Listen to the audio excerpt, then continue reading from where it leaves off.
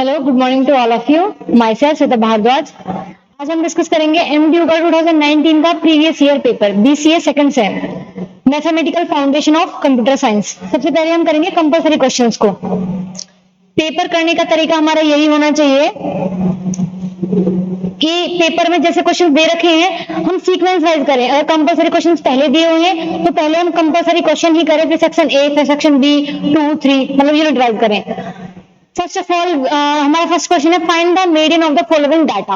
हमारे पास data given है तो हमें मीडियन निकालना है। सबसे पहले बात आती है कि मीडियन होता क्या है। मीडियन के बारे में कुछ इंफॉर्मेशन है। मीडियन क्या होता है? Median is that value of variate which divide the total frequency into two equal parts. अब बराबर हिस्सों में तो तब बांट देना जब हमारे पास ऑर्डर में हो। तो सबसे पहले हमें मीडियन निकालने के लिए, ये हमारे पास कौन सी सीरीज है? Individual series. इंडिविजुअल सीरीज, अगर इंडिविजुअल सीरीज दी हुई है उसको हमें मीडियन निकालना है तो सबसे पहले हम इसको किसमें करेंगे? इंक्रीजिंग ऑर्डर और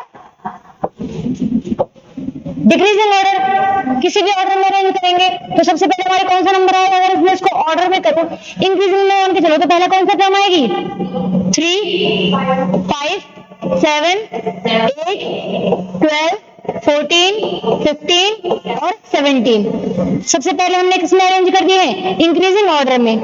तो मीडियन हमारी एक ऐसी वैल्यू रहेगी जो इस डाटा को, जो फ्रीक्वेंसी के डाटा को दो बराबर हिस्सों में बांट दे। तो कितनी वैल्यूज है ये? 1, 2, 3, 4, 5, 6, 7, 8 है। अब हमारे पास फॉर्मूले होते हैं। अगर n की वैल्यू हमारे पास इवन रहे तो मीडियन कैसे निकालेंगे हम? Then median is equal average of n by 2, ये टर्म रहेगी एक तो, एंड एक इससे अगले वाली term, that means n by 2 plus 1 term. ठीक है, ये टर्म बताई जा रही है हमें उस फॉलोइंग डाटा में से, जैसे कि हमने यहाँ पे डिस्कस करेंगे। तो यहाँ पे n की वैल्यू कितनी है? 8, तो n by 2 कितना होगा? 4। तो फोर्थ टर्म 1, 2, 3, 4 फोर्थ टर्म, और एक फोर्थ से आगे वाली टर्म कौन सी? फिफ्थ। तो ये इन दोनों का एवरेज दो टर्म है। एवरेज कैसे निकालते हैं? एवरेज मतलब मीन ही ना, दो टर्म्स को ऐड किया, डिवाइड कर दिया 2 से, तो इनका एवरेज क्या हो जाएगा? 8 plus 12 by 2, that means 20 by 2, that means 10। तो मीडियन की वैल्यू क्या आ गई हमारे पास? 10। If we have a data of individual series, तो सबसे पहले हम इसको अरेंज करेंगे आइदर इन इंक्रीजिंग ऑर्डर और डिक्रीजिंग ऑर्डर। अब हमारे पास रूल आते हैं। अगर हमारे पास n की वैल्यू इवन है तो n by 2 टर्म और एक n by 2 प्लस 1 टर्म, ये इन दोनों का हम एवरेज ले लेंगे। एक तरह से हम कह सकते हैं कि मीडियन होगा n by 2, ये टर्म रहेगी तुम्हारी, और एक रहेगी n by 2 प्लस 1, ये टर्म है ना कि n by 2 वैल्यू, ये टर्म है हमारी। इनका average that means divided by 2। ये कब है? जब n की वैल्यू क्या है? इवन। और यहीं पे अगर n की वैल्यू ऑड आ जाए तो क्या करेंगे? इफ n इज ऑड तो क्या रहेगा? मीडियन हमारे पास n प्लस 1 बाई 2 ये टर्म रहेगी। ठीक है, ये हमारे पास रहेगा मीडियन। तो यहां पे इसका मीडियन क्या आ गया है? 10। Next question, what is the standard deviation? Standard deviation का फॉर्मूला क्या होता है? मतलब स्टैंडर्ड डेविएशन कैसे निकालते हैं हम? डिनोट किसे करते हैं? स्टैंडर्ड डेविएशन को डिनोट करते हैं हम सिग्मा से, square root of summation of D I का स्क्वायर बाई एन। अब यहाँ पे आती है कि भाई डी आई की वैल्यू क्या है? डी आई का मतलब है X I minus of X bar. X bar क्या है यहाँ पे? मीन। और एक्स आई क्या है हमारे पास? जो भी डाटा रहा होगा उसमें से टर्म, जैसे कि हमने मान लिया डाटा है हमारे पास x1, x2, x3, x4, इस तरह से। तो जो एक्स बार होगी वो क्या हो जाएगा? मीन इनका, मतलब कि चारों टर्म को ऐड कर दिए, जितने भी टर्म्स रहेंगी n बनेंगी जितने भी है, डिवाइडेड बाय 4, ये तो x बार हो जाएगा। एक्स आई x1, x2, x3, x4 ये रहेगा हमारे पास डी आई। डी आई का स्क्वायर कहा गया है, तो इस तरह से क्या रहेगा? Summation of X I minus of X bar का होल स्क्वायर बाई एन। ये हमारे पास स्टैंडर्ड डेविएशन है। इसको बस लैंग्वेज में लिख देंगे हम, it is square root of करके ना। ठीक है, So the next question is, write an algorithm to find the smallest of three number. कोई डाउट है? अगर यहीं पे तो स्टैंडर्ड डेविएशन की जगह पूछा जाए कि डिफाइन वेरिएंस, वेरिएंस होता है हमारे पास स्टैंडर्ड डेविएशन का स्क्वायर, दैट मींस सिग्मा का स्क्वायर। ठीक है, क्वेश्चन में जो पूछा गया है मतलब जितना पूछा गया है सिर्फ उतना ही डिफाइन करना है। Now the next question is, write an algorithm to find the smallest of three number. अब हमें एल्गोरिथम लिखना है, मतलब स्टेप्स लिखने हैं कि भाई हमने क्या क्या किया। अगर मुझे तीन नंबर्स के बीच का, अगर मुझे तीन नंबर, ये हमारे पास तीन नंबर है, मान लेते हैं कुछ भी, कोई भी नंबर मान लो, 3 मान लो, 4 मान लो और 6 मान लिया। हमें इन तीनों नंबर का मिनिमम निकालना है। तो सबसे पहले मैं क्या करूंगी, इन दोनों में से मिनिमम देखूंगी। इन दोनों में से कौन मिनिमम है, ए और बी में से कौन मिनिमम है, ए। अब इस एक, इन दोनों काम तो हो गया मिनिमम का, अब बचा ये। अब इसको सब कंपेयर करूंगी, अगर ये कम होगा तो इसको लिखूंगी, अगर ये कम होगा तो इसको लिखूंगी। स्टेप बाय स्टेप वही करने हैं। स्टार्ट। हमें क्या निकालना है, वी हैव टू फाइंड, जो भी निकालना है, we have to find the smallest of three number. Step 1, सबसे पहले क्या चाहिए हमें, अगर तीन नंबर का स्मॉलेस्ट ढूंढ रही हो तो पहले तीन नंबर चाहिए ना हमें, तो इनपुट करेंगे। इनपुट क्या करेंगे हम, इनपुट B, C, 3 नंबर हमने इनपुट कर दिए हैं। Step 2, if A is less than B,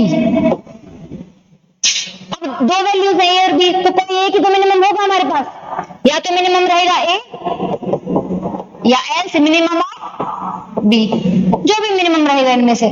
ठीक है, स्टेप 3, इनमें से एक मिनिमम आ गया, मान के चलो ये मिनिमम है। मिनिमम को अब कंपेयर किसके साथ करेंगे हम, सी के साथ। तो इधर मिनिमम या तो हमारे पास कौन सी वैल्यू रहेगी, या तो जो नई वैल्यू आएगी वो रहेगी, या फिर सी रहेगा। या तो मिनिमम रहेगा हमारा सी, या फिर एल्स डू, जो अदर वैल्यू रह गई है। ठीक है, और लास्ट में स्टेप 4 आ जाएगा हमारे पास, डिस्प्ले कर देंगे उस वैल्यू को, display smallest number, and step 5 is stop. ठीक है, स्टेप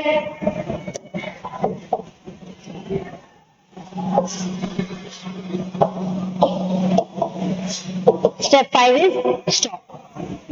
सबसे पहले इनपुट दो नंबर को कंपेयर किया, जो मिनिमम आया वो लिखा, फिर उस नंबर को तीसरे नंबर के साथ कंपेयर किया, उनमें से जो भी मिनिमम होगा, मिनिमम आइदर सी और एस डी, मतलब अदर वैल्यू दोनों में से, फिर जो भी नंबर मिनिमम आया उसको डिस्प्ले कर देंगे।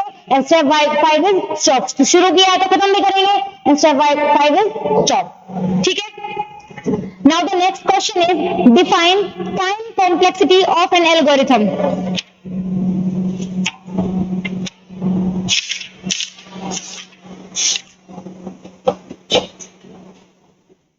अब यहाँ पे हमने ऑपरेशन, किसी भी एल्गोरिथम जब हम करते हैं तो हम उसमें ऑपरेशन लगाते हैं।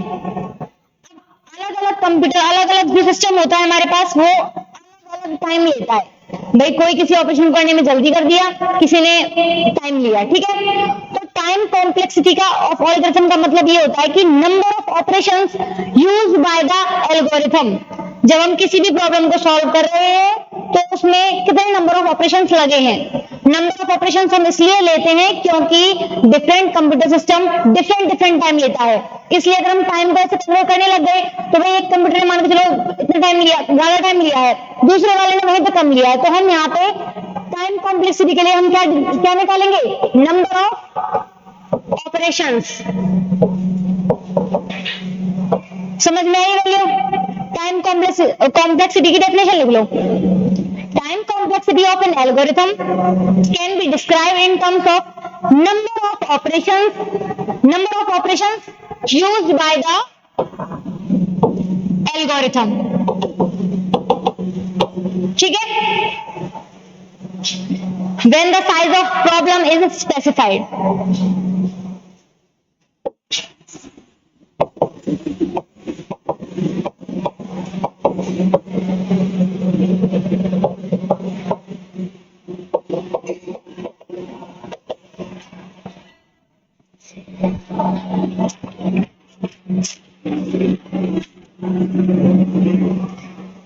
Next question is convert the decimal number 27 into binary number.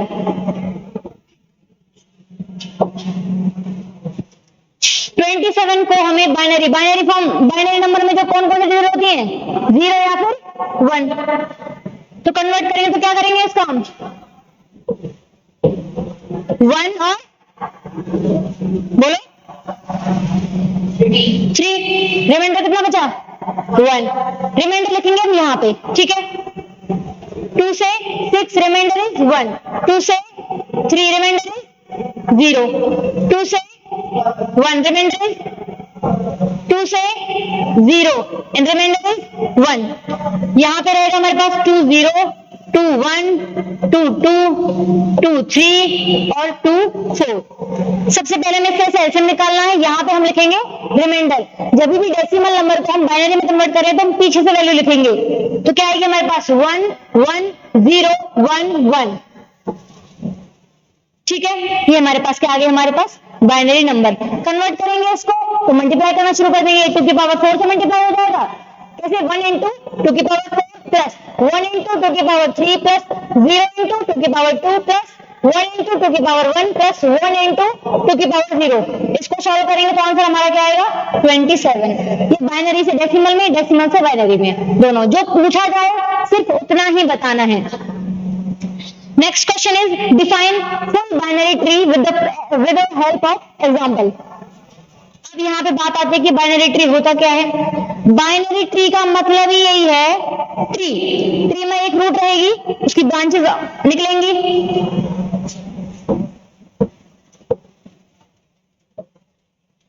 मान के चलो ए है और ये बी और ये सी।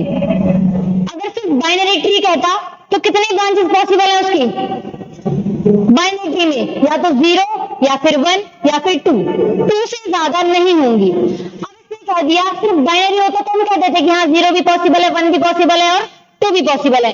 यहाँ पे 3 रूट है तो मतलब कि कितने, इसके कितने ब्रांचेस हैं, इसके 0, इसके तो हो गया ना ये, मतलब बाइनरी ट्री में। बट अगर सी के पास में 1 रहे तो ये हमारा बाइनरी ट्री में तो आएगा पर फुल बाइनरी ट्री में नहीं आएगा। फुल बाइनरी ट्री में क्या होता है, ब्रांचेस आइदर 0, मतलब आउटर डिग्री जो होगी ना किसी भी वर्टेक्स की डिग्री या तो 0 होगी या फिर 2 होगी, बीच की नहीं होगी, या तो है ही नहीं है तो फिर पूरे ही है, सही, ठीक है। तो क्या ये फुल बाइनरी ट्री होगा, नहीं होगा, क्योंकि ए के पास आउटर डिग्री 2 है, बी के पास 0 है, सी के पास 1 है, 1 तो पॉसिबल नहीं है। कौन कौन सी पॉसिबल है, 0 एंड 2। तो हम क्या लिखेंगे, फुल बाइनरी ट्री को मतलब डिफाइन करेंगे तो ए ट्री विच हैज जिसके each vertex has outer degree either 0 या फिर 2। 0 2 के अलावा कोई भी पॉसिबल नहीं होगी। फॉर एग्जांपल दे दो, जैसे मैंने ले लिया ए, ये बी, ये सी, डी, ई, एफ और जी। इस वर्टेक्स के पास आउटर डिग्री कितनी है 2, बी के पास 0 तो पॉसिबल है ना, 0 2, ई के पास 0, सी के पास, ई के एफ के पास 0, जी के पास, तो ऐसा कोई भी वेरिएबल नहीं इसके पास 1 हो, मतलब या तो 0 है या फिर 2 है। तो ये हमारा कैसा हो जाएगा, फुल बाइनरी ट्री। जितनी चीज पूछी गई है उतनी ही एक्सप्लेन करी है हमने विद एग्जांपल। एक एग्जांपल दे दिया है, भले ही 2 एग्जांपल दे देना, कोई दिक्कत नहीं, डेफिनेशन विद एग्जांपल। अब बात आती है कि कॉन्ग्रुएंस क्या होता है। Define congruence with the help of example. Congruence का मतलब सीधा सीधा यही होता है, 2 नंबर ऐसे ले लिए हमने, जैसे मैंने ले लिया 31 और एक ले लिया 7, ठीक है। अब इस नंबर को अगर मैं 4 से डिवाइड करूं तो रिमाइंडर कितना आएगा, 31 को अगर मैं 4 से डिवाइड करूं तो रिमाइंडर कितना आएगा 3। अगर मैं 7 को 4 से डिवाइड करूं तो रिमाइंडर कितना आएगा 3। If 2 number A and B are divided by a positive integer and their remainder is same, then we say A is is congruent to B modulo m, मतलब कि जो 31 है ये हमारे पास कॉन्ग्रेंट हो जाएगा 7 mod 4। ये वो दो नंबर है जिनको हम डिवाइड कर रहे हैं, ये वो नंबर इंटीजर है जिससे हम इसको डिवाइड कर रहे हैं। तो देखो क्या लिख देंगे, a is congruent to b mod m, m क्या होगा, डिवाइजर। ठीक है, या एक ऐसे भी लिख सकते हैं हम कि अगर a माइनस b, अगर a माइनस बी हमारा डिवाइड हो जाता है उस नंबर से, तो हम कह देंगे a is congruent to b। अब 31 माइनस 7 करो, डिवाइड होगा 4 से, तो यही है। Then we can say that a is congruent to b modulo m। लिख लोगे ना भाई डेफिनेशन? अब करो last question, write the first 4 term of the sequence. एक सीक्वेंस दे रखी है हमारे पास, अब सीक्वेंस में जो n की वैल्यू है वो कहां से शुरू होती है, 1 से। ठीक है, सीक्वेंस में जो n की वैल्यू कहां से शुरू होगी हमारे पास, 1 से, नेचुरल नंबर से, क्योंकि हमारे पास जो नेचुरल सीक्वेंस डिफाइन करते हैं वो नेचुरल नंबर से किसी भी सेट पे होती है। ठीक है, पहली 4 टर्म, तो कहां कौन कौन सी, bn की वैल्यू दे रखी है, bn is equal to 3 into 4 to power n plus minus 2 की पावर n। तो हमें b1 निकालना है। हमने क्या किया, n की जगह पे क्या रख लिया है, 1, 3 इंटू 4 की पावर 1 प्लस माइनस 2 की पावर 1, तो कितना आया 12 माइनस 2, तो वैल्यू कितनी आई 10। ये हमारे पास फर्स्ट टर्म हो गई। अब हमें क्या निकालना है, b2। अब n की जगह मैंने क्या रख लिया है, 2, तो 3 into 4 raise to power 2 plus minus 2 raise to power 2, 4 4 जा 16, 16 इंटू 3 48 और 2 2 जा 4, कितना आया आंसर 52। ऐसे दूसरी निकालो,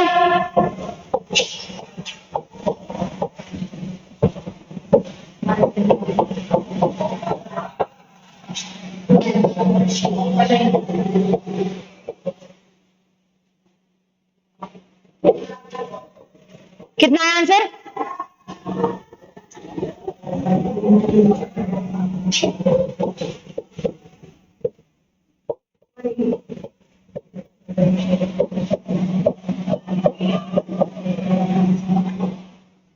and the answer will be, ये आएगा 184 and it is 7।